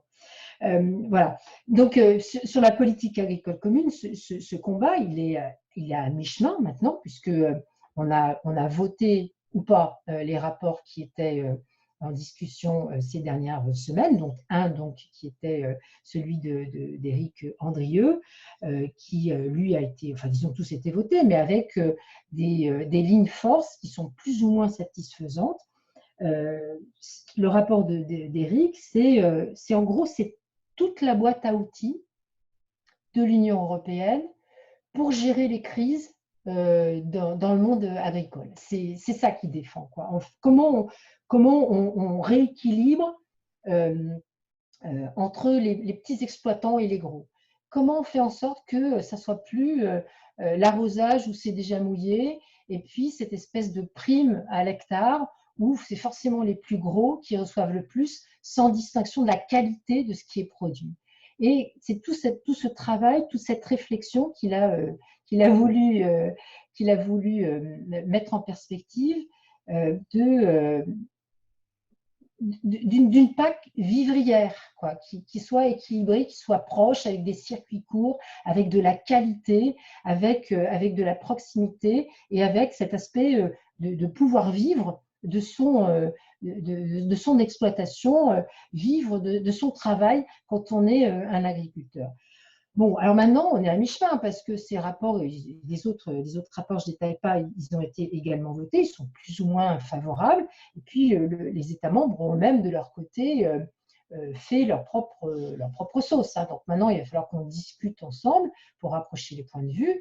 Et très franchement, il y a quelque chose qui m'inquiète énormément, et j'en conclurai par là sur ce sujet, c'est que il y a quand même une très grosse tendance, c'est énormément d'argent la PAC, hein, c'est la moitié du budget de l'Union, il y a quand même une furieuse tendance à ce qu'on appelle la renationalisation de la PAC. C'est-à-dire que ce que vous disent les États membres, mais même la France, hein, c'est bon, allez, on s'en fout de savoir si c'est de la qualité, machin et tout ça, du moment qu'on a de l'argent et qu'on reçoit de l'argent. Et donc, laissez-nous faire nos propres règles, vous ne mêlez pas trop de tout ça. Donc, cette renationalisation de la PAC, moi, je pense que c'est vraiment une erreur. Éric m'a convaincu, d'ailleurs, je n'ai pas besoin d'être convaincu, mais nous a vraiment renforcé dans cette idée que c'était une erreur, parce que si chacun fait ce qu'il veut, on va y avoir la concurrence à outrance, et on va finir par continuer de faire du grand n'importe quoi, alors qu'il faut maintenant être vraiment sur une PAC de qualité et réellement verte. Voilà. Donc là, je pense que tu ne m'engueulais pas, effectivement. Écoute, j'ai pas d'autres questions, mais moi, il y avait des thèmes qu'on n'a peut-être pas abordés. Si tu as encore un petit peu de temps à nous consacrer. Si tu peux, Fabrice, quand tu auras fini. Ah, oui, mais quand tu auras fini, quand tu auras fini. Il y avait la question. Oui, il y avait la question autour de l'accueil des migrants en fait au niveau européen. Alors, on en a parlé de façon un peu transversale, mais voilà, où on en est de cette question autour du pacte asile-migration. Là, tu parlais de nationalisation, une tendance à la nationalisation forte. Donc, est-ce que les pays européens ont un sentiment d'enfermement? Voilà, quelle est la position aussi de notre groupe au Parlement par rapport à ça? Voilà. Je viens de reprendre pour 2h30 de Ah non, non, t'inquiète pas. Non, mais tu sais bien que c'est un sujet qui me passionne. Je rigole, je ne vais pas vous tenir si longtemps. Le pacte asile-migration, bon, il a été un petit peu mis en retrait là, avec le Covid et avec le plan de relance, mais je vais être franche avec vous, moi je ne sens pas du tout ce truc. Et je suis très embêtée parce que pardon. Je suis très embêtée parce que la commissaire qui porte ça est une social-démocrate. C'est Ylva Johansson, qui est une Suédoise social-démocrate. Bon, alors elle fait ça avec le grec, M. Skinas, qui est un bon PPE bon teint, mais je ne sens pas du tout ce qu'elle a proposé. Et je ne le sens pas parce que je regarde en même temps mon téléphone sonne parce que je viens de voir que le Wisconsin avait été gagné par Biden. Donc ça, c'est plutôt pas mal. Tout ça change ça dans la poche. Et je ne le sens pas parce que, en fait, mon sentiment, c'est que c'est la ligne des pays hostiles à la répartition des migrants qui a gagné. Les pays de Visegrad, toujours les mêmes, les usual suspects, la Slovaquie, la Hongrie, et d'autres. Je perds le fil, pardon, je suis un peu crevée. Donc, c'est cette ligne hostile à la répartition, hostile à l'accueil des migrants qui a gagné dans ça, puisque en réalité, il ne va pas y avoir partage de responsabilité. Il va y avoir une espèce de management collectif, mais ceux qui voudront accueillir des personnes continueront de le faire, mais ceux qui ne voudront pas pourront faire autrement. Et le autrement, ça va se matérialiser notamment par une aide au retour. Donc, très concrètement, si, au hasard, si les Hongrois ne veulent pas aider l'Italie en prenant en charge des personnes arrivées sur le territoire italien, eh bien, ils vont dire, l'Italie, on va vous renvoyer des mecs que vous ne voulez plus, des migrants que vous ne voulez plus. Et donc, ils vont prendre en charge les retours. Vous imaginez la Hongrie renvoyant déjà dans des conditions dans lesquelles ça peut se faire. Déjà, comment ils accueillent les migrants, comment ils les renvoient, je n'ose même pas imaginer comment ça va se passer. Donc, c'est quand même un deal, enfin, il y a mal donne, quoi. Il y a mal donne dans tout ça. C'est pas du partage, c'est pas de la solidarité, c'est du troc. Donc, moi, je suis très fâchée par rapport à ça. Je suis très circonspecte sur la manière dont ça peut se passer. J'ai quand même le sentiment que on nous dit que le règlement Dublin, qui est quand même une hérésie notoire, je ne détaille pas, mais vous connaissez ça aussi bien que moi, et n'existe plus, sauf qu'en réalité, ça porte plus ce nom-là, mais le pays de première entrée, ça demeure, et ça ne règle sur le fond pas du tout le problème majeur que nous avons tous, c'est que les pays où entrent les gens sont toujours les mêmes. Les pays aux frontières de l'Union, ça n'a pas changé demain. Il ne va pas y avoir un tremblement de terre qui va vous mettre la Suède à la place de l'Italie. Donc, il y aura l'Espagne, l'Italie, la Grèce, Malte resteront des pays de première entrée. Et donc, ce mécanisme de solidarité ne va pas se mettre en place de façon contrainte et solidaire. Donc, c'est ça qui me gêne dans tout ça. Te dire, Fabrice, quelle sera la position du groupe dans cette totalité, je n'en sais rien. Ah si, j'oublie un truc très important, c'est qu'il va y avoir aussi ce qu'on appelle un screening. Alors, on le dit comme ça ne veut pas dire grand-chose. En gros, ça s'appelle du tri. Du tri.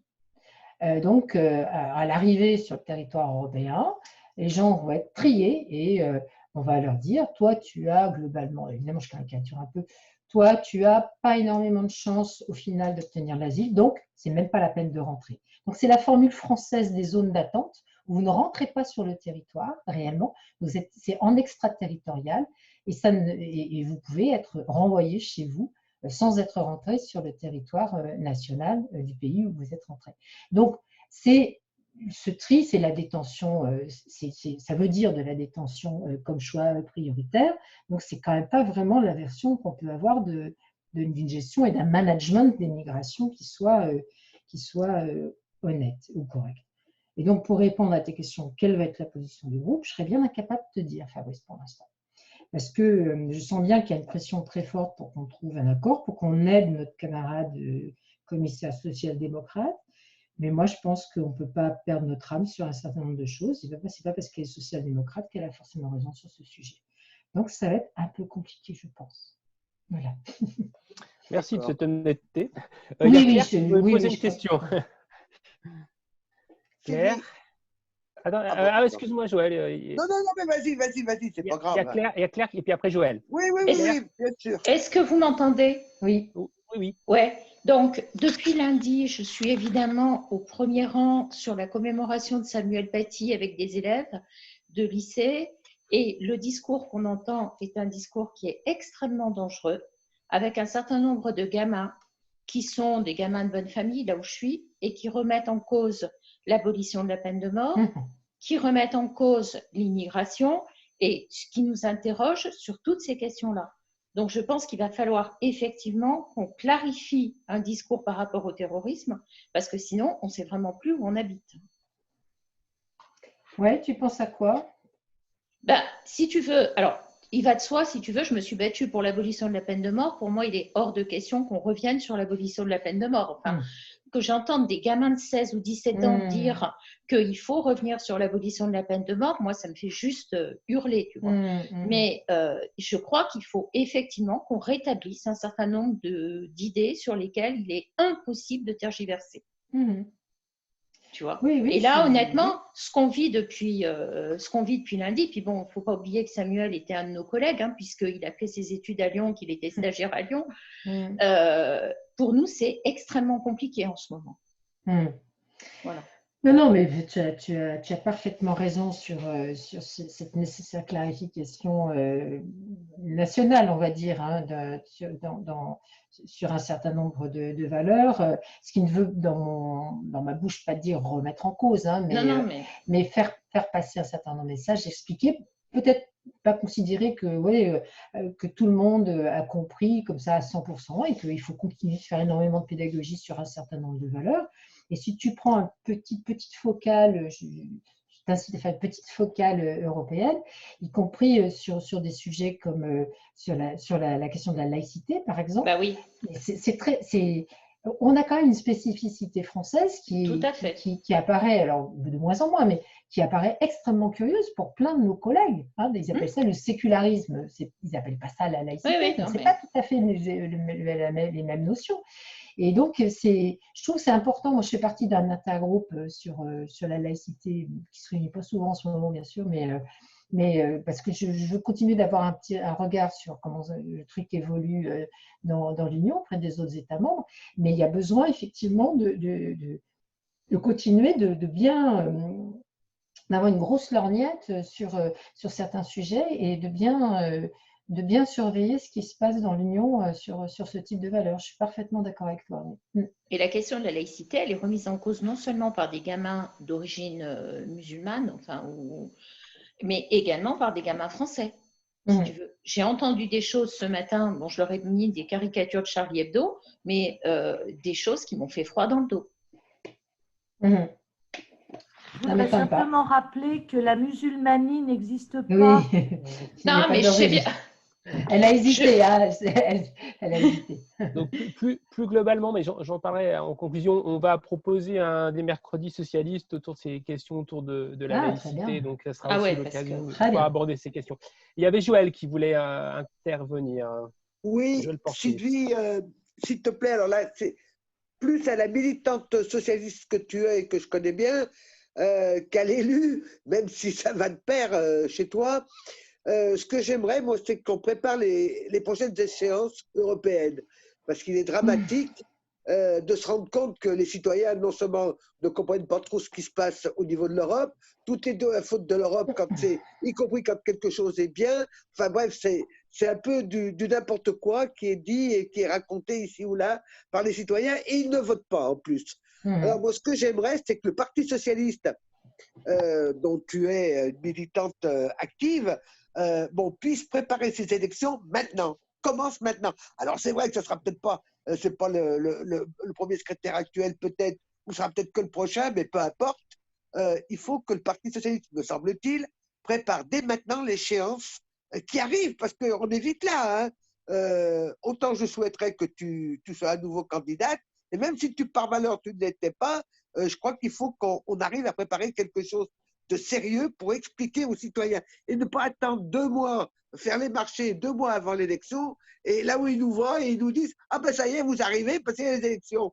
Bon, alors moi ce que j'aimerais, on a le temps de préparer peut-être un tract par trimestre, une explication par trimestre, ou par semestre au pire, enfin, mais que ce soit préparé sérieusement par le parti et par toi, parce que je pense qu'il faut que je vois le travail que tu fais et que tu nous envoies régulièrement dans tes notes, je ne sais plus comment tu appelles ça, mais peu importe l'appellation, c'est un petit compte-rendu sympa, agréable. Des fois, le contenu, on peut ne pas être d'accord, mais ça existe, et on peut en discuter. Je sais que je le transmets aussi autant que je peux autour de moi. C'est en général très apprécié et ça explique ce que c'est que l'Europe. Donc, il faut qu'on le fasse au niveau national. Et il faut que le parti le fasse et n'attende pas 2 mois avant l'élection. Je compte sur toi pour que tu puisses l'impulser, ça, au niveau national, pour que ça se fasse réellement et qu'on ait des candidats socialistes. Voilà. Alors, je compte sur toi. Tu parles d'or, hein, parce que je t'entendais, enfin, je t'écoutais et tu disais on n'en parle que 2 mois avant les élections. T'es gentil, hein. Des fois c'est un peu moins de 2 mois avant. Hein, donc, oui, c'est vrai, c'est vrai. Voilà, tu as malheureusement raison. Il y a toute la phase de tambouille sur les candidatures, là, qui est quand même une phase super agréable pour tout le monde, y compris pour les candidats surtout, et ceux qui sont partenus, bien sûr, encore moins. Mais bon, la phase réelle de campagne, celle-ci est quand même assez particulière, on va dire, quand même. Hein, en termes oui. Mais bon, et donc tu as parfaitement raison. Moi, c'est ce que j'ai toujours indiqué au cours de mes mandats européens, cette volonté de transmettre. Tu as eu la gentillesse de signaler, sans trouver le nom, la newsletter que j'ai fait paraître toutes les semaines et qui, je ne sais pas si vous l'avez vu, et j'espère que vous êtes abonnés quand même. J'ai reçu un petit tour de force, mine de rien. Parce que c'était une newsletter qui était une newsletter individuelle. Vous avez maintenant une newsletter de toute la délégation. Exact. Toutes les semaines, je les ai obligés à faire un article petit, court, long, article de presse, vidéo, ce qu'ils veulent, mais toutes les semaines, pas cette semaine, la semaine-là, on y est tous. Je dis, alors après, tu as raison, d'accord, pas d'accord, chacun fait comme il veut, hein, mais c'est comme ça. Et donc, parce que pour moi, c'est très important justement d'être dans cette transmission, dans cette formation des gens, dans la mise en perspective d'autres. Parce que contrairement à ce que tu dis, moi, j'ai fait mon 3e et dernier mandat, et donc je veux pouvoir… Non, ne rigole pas, ce n'est pas drôle, mais c'est la réalité. Je veux pouvoir, à la fin de ce mandat, dire que le parti a effectivement mis en route des formations, formé des gens à la prise en compte des enjeux européens, justement pour ne pas débarquer de la planète Mars une fois qu'on est élu ou une fois qu'on est en campagne sur la plupart des enjeux européens qui sont certes compliqués, mais pas insurmontables non plus, sous réserve qu'on s'y intéresse et qu'on potence un peu le truc.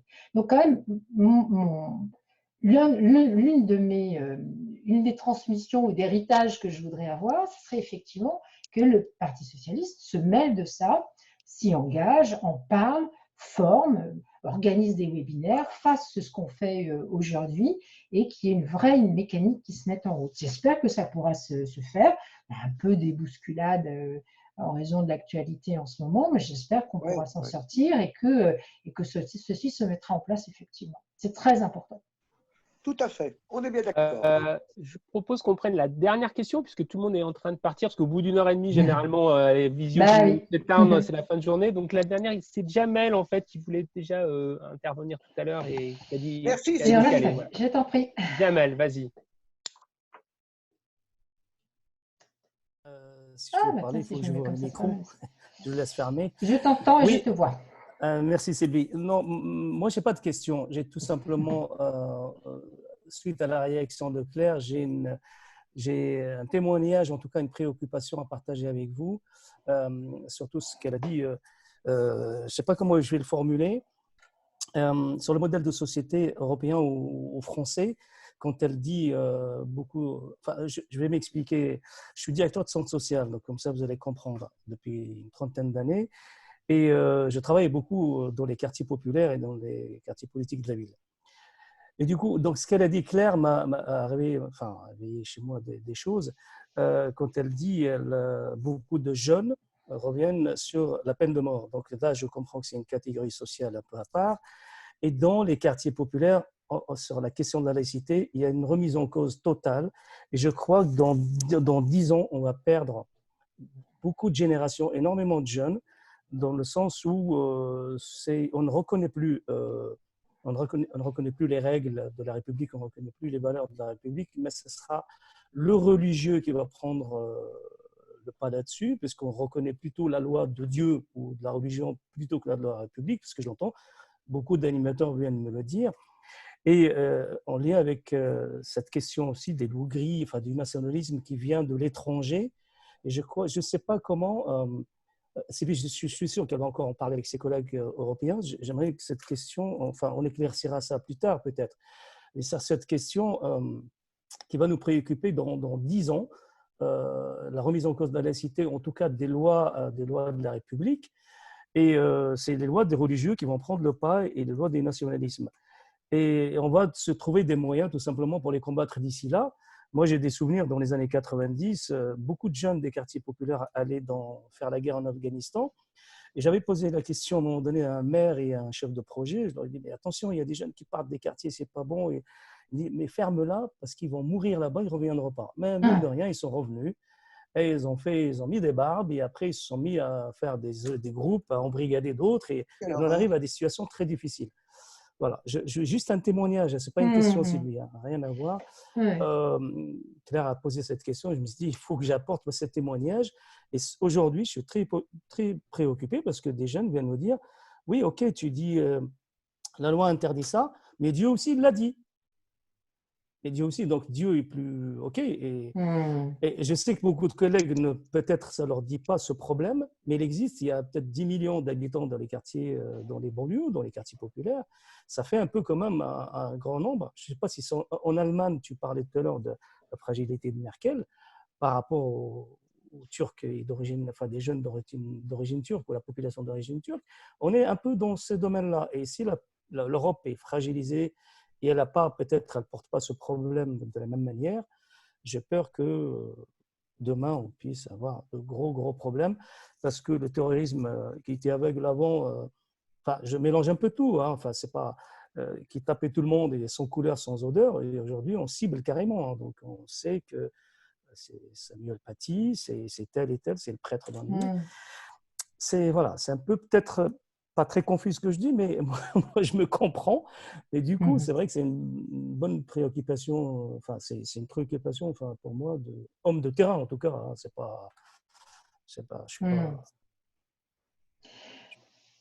Ouais, tu as dit, c'est pas vraiment une question. Puis ça, je pense que vous pourriez, je pense que Fabrice le suggérait tout à l'heure, ça pourrait valoir le coup d'avoir un vrai débat organisé autour de ces questions, à la fois parce que je trouve que moi, la parole se libère un peu sur ce type de sujet et que, oui, et que autant par peur, par peut-être sensation d'être un peu unique ou pas comprendre le truc, ce type de réflexion a été un peu marginalisée ou individualisée, et je trouve que la parole sort sur les difficultés que rencontrent par exemple les enseignants. Je ne le suis pas, mais j'en ai parlé avec beaucoup d'entre eux, qui me disent qu'y compris, ils ont une forme d'autocensure dans leur enseignement sur un certain nombre de sujets, c'est-à-dire qu'ils ont intégré le fait qu'une des remarques ou des critiques pouvaient être formulées au nom d'une loi religieuse qui s'opposait à la loi de la République, et qu'ils s'autocensuraient sur sur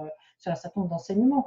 Donc, ce type de dérive, ce type de censure par rapport aux valeurs françaises, aux valeurs européennes et ce qu'on porte, nous, de laïcité et d'égalité, je pense qu'il faut qu'on y soit vraiment très, très attentif et qu'on réagisse très fort sur ce sujet.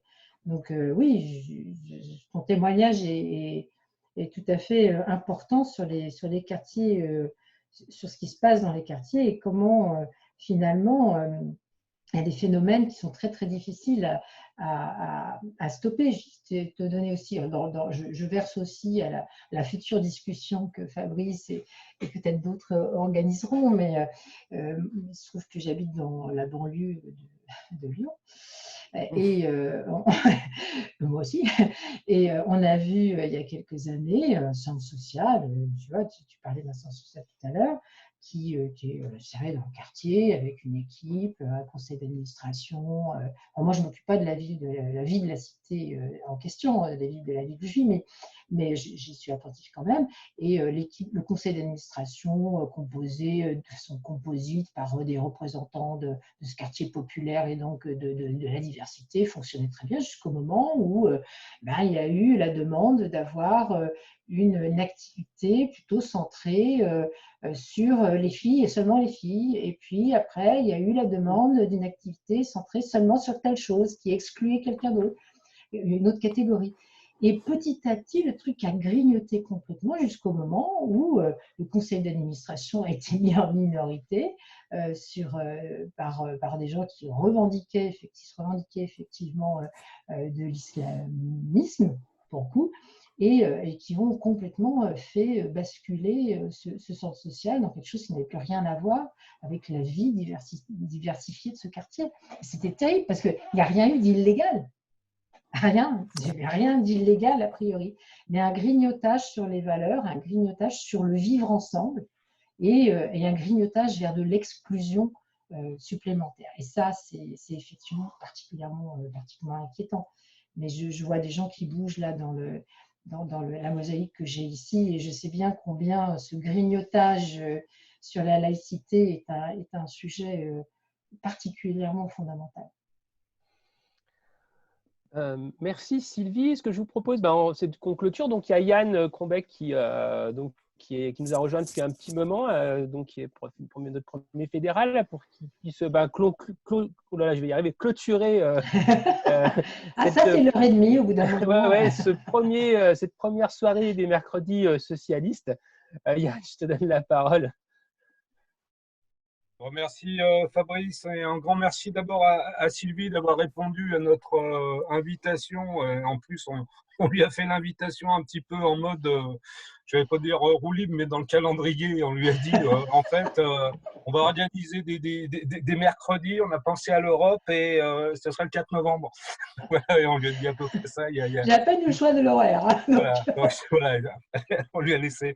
Donc, merci à Sylvie. Voilà, moi, j'ai entendu un certain nombre de débats. Il y a une grande richesse qui prouve quand même que quand on va sur le fond des choses, on arrive à intéresser. Donc là, c'était la première reprise de ce que le bureau fédéral a souhaité faire, c'est-à-dire profiter de la période de confinement pour montrer qu'on continuait à réfléchir, nous les socialistes. Voilà. Et après, il y aura, Fabrice l'a dit, toute une série de débats. On va faire ça tous les 15 jours. Donc, ceux qui sont encore là, prenez le rythme. Donc, mercredi prochain, il n'y a rien. On fera peut-être une réunion des instances. Mercredi d'après, donc, il y aura un débat. Et donc, il y a tout un calendrier qui sera établi avec des thèmes où finalement, on voit qu'on pourrait même dépasser sur janvier, mais au bout d'un moment, j'espère quand même qu'on arrivera à les refaire un petit peu en présentiel, ces débats. Donc, on est lancé dans un rythme. Jamel, j'ai compris qu'en fait, tu étais partisan d'André Malraux qui avait dit le 21e siècle sera religieux, ne sera pas. Voilà, donc ça pourra être le débat de lancement sur la laïcité, voilà, y compris, après je ne sais pas, parce que j'ai dû m'échapper en début, mais je ne sais pas si au niveau de la laïcité, vous en avez parlé à l'échelle européenne. C'est vrai que c'est un concept, Sylvie l'a dit, où nous, on a une exception culturelle. Après, c'est compliqué aussi de pouvoir le prôner à l'extérieur, enfin en tout cas de le prôner, oui, mais de le faire intégrer, comprendre. Donc c'est un combat qui peut être long, mais déjà il faut le ressourcer dans le creuset national. Voilà, donc moi je ne vais pas être plus long. Je vais remercier autour de Fabrice qui a animé cette soirée tous ceux qui ont participé à l'élaboration, à la réflexion sur l'organisation de ce premier mercredi et des autres. Et puis, je le dis, en fonction des thèmes, voilà, n'hésitez pas à inviter des sympathisants, voilà, parce que c'est aussi comme ça qu'on montrera des sympathisants anciens ou à conquérir quand ils ne sont pas d'anciens sympathisants, donc ce sont encore des sympathisants actuels, mais c'est comme ça aussi qu'on montrera qu'on a une identité, des choses à proposer et qu'on refera du Parti socialiste une force intellectuelle majeure dans notre vie politique. Voilà, en tout cas, merci à vous. Merci encore Sylvie. Merci et puis, on part du principe que ce n'est pas du one-shot avec toi sur les questions européennes et on fera en sorte de faire d'autres débats pour que tu nous dises ce qui se passe, ce que tu fais, ce que vous faites dans la délégation pour qu'on puisse aussi avoir une formation continue à tes côtés. Voilà, bonne soirée à vous tous de votre invitation. Merci, bonne soirée à tout le monde. Merci. Ciao, ciao. Bye bye.